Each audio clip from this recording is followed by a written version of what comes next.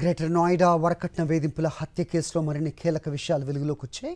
Reels చేయటం, beauty parlour తిరిగి తెరిచే విషయంలో నిక్కీకి ఆమె భర్త విపిన్కు మధ్య కొన్నాళ్లుగా గొడవలు జరుగుతున్నట్టుగా తాజాగా వెల్లడైంది.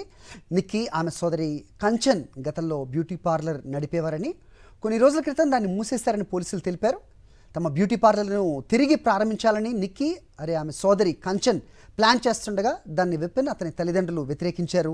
బ్యూటీ పార్లర్ నడపటం, రీల్స్ చేయటం వంటివి తమ కుటుంబ సభ్యులు ఇష్టపడరని స్పష్టం చేయడంతో ఇద్దరి మధ్య వాదన చోటు చేసుకుందన్నారు. అనంతరం నిక్కీపై తీవ్రంగా దాడి చేసి ఆమె ఒంటిపై నిప్పంటించినట్లు పోలీసులు తెలిపారు. బ్యూటీ పార్లర్ నడిపి తాము సంపాదించిన డబ్బు కూడా అత్తింటి వారు తీసుకునేవారని కంచన్ పేర్కొంది.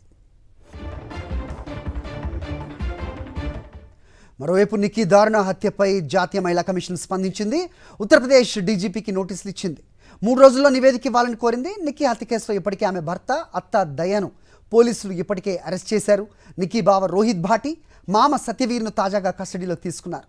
అదనపు కట్నం కోసం గత గురువారం నిక్కీని ఆమె భర్త విపిన్ భాటి ఒంటికి నిప్పంటించి హత్య చేసిన ఘటన దేశవ్యాప్తంగా తీవ్ర కలకలం రేపింది.